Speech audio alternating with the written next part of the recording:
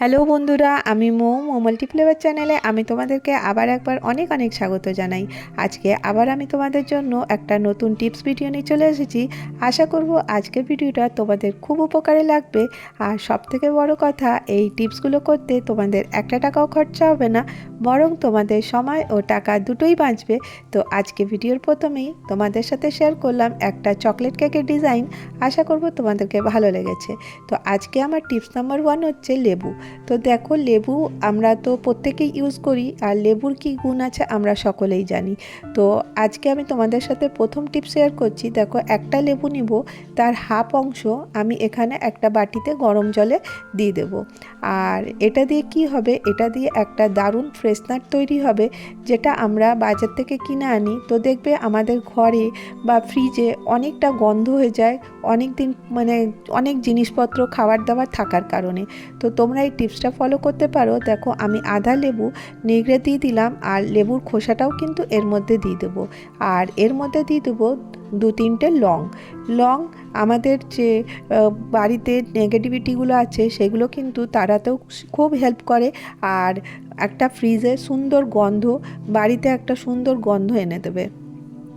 তো দেখো, আমি এখানে 2-3টে লং দিয়ে দিলাম, আর এই জলটা ভালো করে ফুটতে দেব।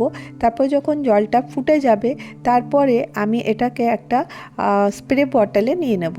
তো দেখো, আমার কাছে এটা একটা স্প্রে বটল ছিল, আমি এর মধ্যে এই লংটাও এর ভেতরে চলে গেল, কোনো অসুবিধা নেই। তো এইভাবে আমি স্টোর করে রাখবো, আর তারপরে এটার ইউজ আমি তোমাদেরকে দেখাচ্ছি। এইভাবে আমরা ছিটিয়ে দিতে পারি।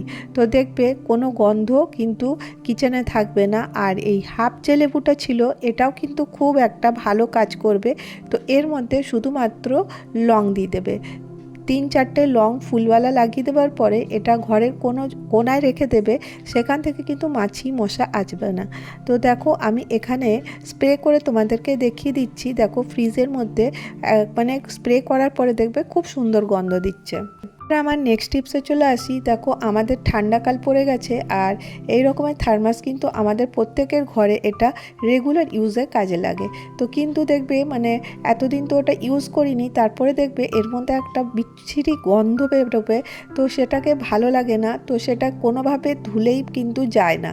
তো তখন আমরা একটা কাজ করতে পারি। এখানে আমার দেখো একটা সসের পাউচ ছিল, আমি এই সসের পাউচটা এর মধ্যে দিয়ে দেবো। এই দেখো, এইভাবে সসের পাউচটা দিয়ে এটাকে খুব সুন্দর করে পরিষ্কার করে নেব।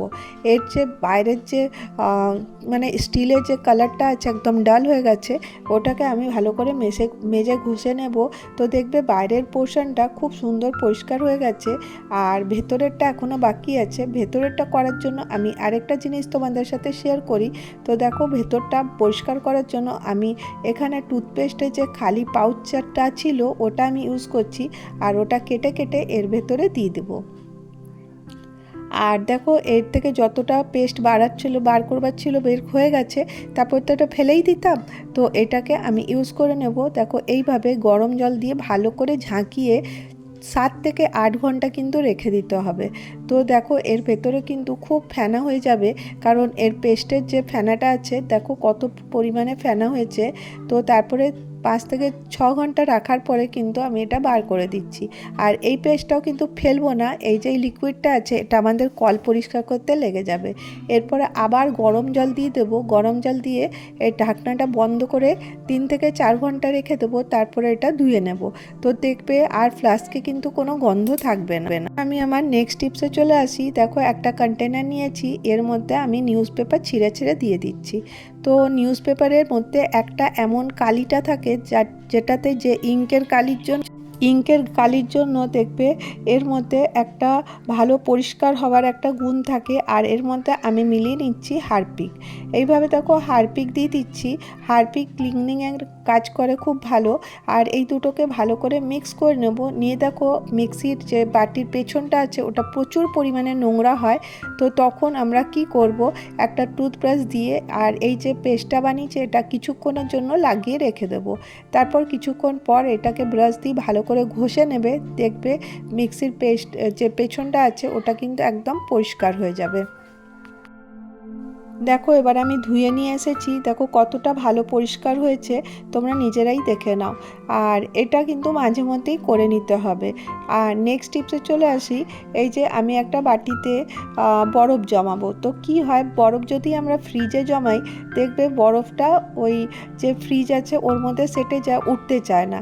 তার জন্য আমরা একটা টিপস ফলো করতে পারি। এখানে আমি একটুখানি ভেজিটেবল অয়েল নিয়ে নিয়েছি, এটা এর পেছনে লাগিয়ে দেবো, বাটিটার পেছনে লাগিয়ে দেবো, যাতে এটা বার করতে গেলে আমাকে যুদ্ধ করতে না হয়। তারপর দেখো বরফটা জমা করার জন্য আমি এবারে ফ্রিজে রেখে দেবো। এটা যখন বরফটা জমে যাবে দেখবে আর এর মধ্যে সেটে যাবে না, ইজিলি কিন্তু আমরা এই বাটিটা বার করে নিতে পারবো। তো দেখো বরফটা জমে গেছে, আমি এবারে এটা বার করে নিচ্ছি। তো দেখো কি ইজিলি এটা হয়ে গেল। নেক্সট টিপসে চলে আসি। এখন কমলা লেবু আমাদের প্রত্যেকের ঘরে থাকে, আর বাচ্চারাদেরকে দিলে কিন্তু খেতে চায় না। তো তখন কি করতে হবে, একটু জুস বানিয়ে দিলে কিন্তু ভালো হয়। জুসার তো সবার ঘরে থাকে না। তো আমাদের কাছে এমনি চপার, যে ছোট বড় যেমনি চপারই থাকবে সেই চপারটা নিয়ে নিতে হবে। নিয়ে দেখো কমলা লেবুগুলো আমি ভালো করে খোসাটা ছাড়িয়ে নিলাম, ছাড়িয়ে এর মধ্যে দিয়ে দেবো। তোমরা নিজেরাই দেখো, এই যে এই জুস, মানে এটা তো জুসার না, এটা চপার। এটা দিয়ে কিন্তু খুব সুন্দর জুস বেরিয়ে যাবে, আর খুব ইজিলি। আর হাত দিয়ে দেখো 2 থেকে 3 বার করার পরে কতখানি আমার জুস বেরিয়েছে। আর এটার বিচিগুলোও দেখবে এটার মধ্যে মেল্ট হবে না, আর এটা মিক্স হবে না বলে এটা তিতও হবে না। দেখো আমাদের জুস রেডি আছে, আর এটা খেতেও কিন্তু খুব টেস্টি হবে, আর বাচ্চাদেরকে দিলে কিন্তু খুব ভালো। এবার নেক্সট টিপসে চলে আসি। এই পেঁয়াজ খুব কাজের জিনিস, আমরা সকলেই জানি। আর এই পেঁয়াজটা আজকে কি কাজে লাগাবো তোমাদের সাথে শেয়ার করি।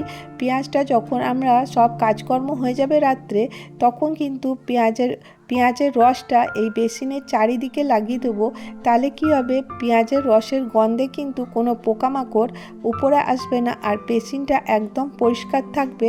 তোমরা কিন্তু এই টিপসটা ফলো করে দেখতে পারো, এটাতে কিন্তু তোমরা খুব ভালো উপকার। এবারে নেক্সট টিপসে চলে আসি। এই সিলিন্ডার খোলার একটা খুব ঝামেলা থাকে, যে এই ক্যাপটা বেরোতে চায় না। তো দেখো কত টাইনি, খুব অসুবিধা হয়। বাড়িতে হয়তো জেন্টস নেই, তখন নিজেকেই লাগাতে হয়। তো তখন এই টিপসটা তোমরা ফলো করতে পারো। একটা চামচ এইখানে যে তার মতন আছে এর মধ্যে ঢুকিয়ে দেবে, তারপরে দেখবে এটা ইজিলি কিন্তু বেরিয়ে যাচ্ছে। এইভাবে আমি চেপে ঢুকিয়ে দিলাম, আর এরপরে টান দিলে কিন্তু বেরিয়ে যাবে। তো আজকে তোমাদের সাথে এই কটা টিপস শেয়ার করলাম। কোন টিপসটা তোমাদের ভালো লাগলো জানিও। আর যদি ভিডিওটা তোমাদের ভালো লেগে থাকে তো একটা করে লাইক করে দিও। আর যদি তোমরা আমার নতুন বন্ধু হয়ে যাও তো আমার পাশে থেকে যাও, আমার চ্যানেলটাকে সাবস্ক্রাইব করে। এরপরে এই দেখো, এইভাবে আমি সিলিন্ডারটাকে সুন্দর করে সাজিয়ে রেখে দিচ্ছি। এর উপরে একটা কিছু দিয়ে দেবে, বা মানে কোনো বক্স বা কোনো কিছু থাকলে এমনি স্কোয়ার মতন দিয়ে এইভাবে ঢেকে রাখবে, দেখতে কিন্তু খুব সুন্দর লাগবে। আশা করব আজকের ভিডিওটা তোমাদের ভালো লেগেছে। ব্যাস, আবার তোমাদের সুস্থতা এবং দীর্ঘায়ু কামনা করে আজকে আমার ভিডিও এখানেই শেষ করছি। আবার দেখা হবে নেক্সট ভিডিওতে। ভালো থেকো, সুস্থ থেকো।